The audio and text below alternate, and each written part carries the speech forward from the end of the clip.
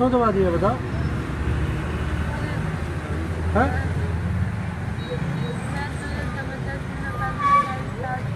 हैं? जबरदस्ती न करने लगी सासू। कहा था जो पीछे ही में आ गई तो वहाँ बाजार में खींच ले करो कछु ना है जे नार काटी के वाले। जो मृत्यु का कारण आया है वो गले में चोट होने के कारण और उसके दौरान जो ट्रॉमा होता है उसके कारण आना बताया गया है। इस बीच जो विधि विज्ञान प्रयोगशाला की रिपोर्ट भी अब प्राप्त हो गई है, जिसमें यह स्पष्ट रूप से बताया गया है कि जो सैंपल एकत्रित किए गए थे उसमें किसी तरह का स्पर्म और शुक्राणु नहीं पाया गया है। कल हाथरस केस पीड़िता की फोरेंसिक रिपोर्ट सामने आई। रिपोर्ट्स का हवाला देते हुए पुलिस ने बताया कि पीड़िता का रेप नहीं हुआ था। इसके पीछे दलील ये दी गई कि फोरेंसिक रिपोर्ट्स ये बताती हैं कि पीड़िता के शरीर पर सीमेन नहीं मिला, जिस आधार पर यह साबित हो जाता है कि लड़की का रेप नहीं हुआ। हालांकि सरकार की थ्योरी और कानून के आधार बिल्कुल ही जुदा है। अगर कानूनी पहलू पर गौर करें तो सीमेन ना मिलने के बावजूद ये नहीं माना जा सकता है कि किसी लड़की का रेप नहीं हुआ।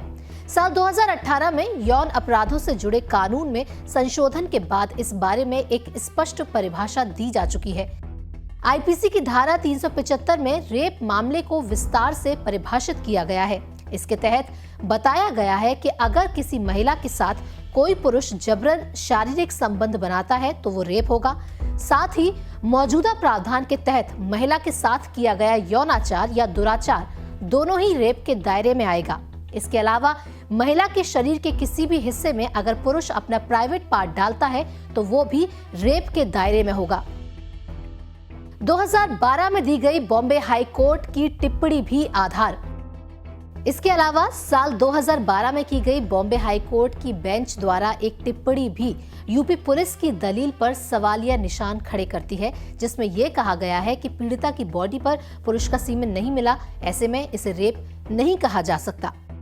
साल 2012 में एक मामले की सुनवाई के दौरान बॉम्बे हाई कोर्ट ने कहा था कि रेप का अपराध साबित करने के लिए पीड़िता के शरीर में सीमेन की मौजूदगी साबित करना अनिवार्य नहीं है।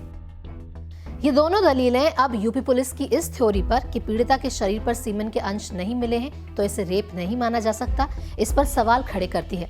पुलिस का कहना है कि ये सिर्फ हत्या का केस है, लेकिन परिवार का कहना है कि उनकी बेटी के साथ बलात्कार और बर्बरता दोनों किए गए, जिसके कारण ही उसकी मौत हुई।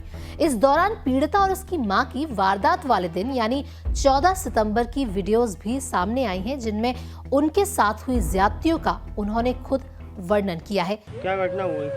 क्या घटना हुई? कछु घटना ना आई है जो पुरानी, जैसे सुअर मर गया चले ही जाते हैं घुटन पे तो उन सीधी बोल तो है वो जे कछु पुरानी है जे ही बस वही। आज क्या बात हुई? आज तो कछु बात ना, मतलब घास काटे रहे, अब पीछे तो कोई आ जाए बाजार में तो हमें का मालूम पड़ रही है जे ही बस, और कोई बात ना। तो कौन आया था बाजी में? छोरा। क्या किया फिर उसने?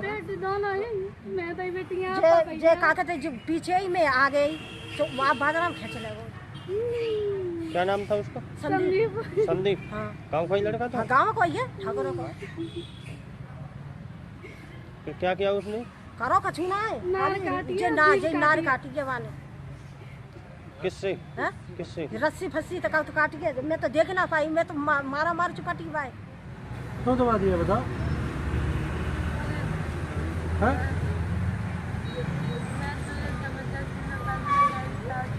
हैं?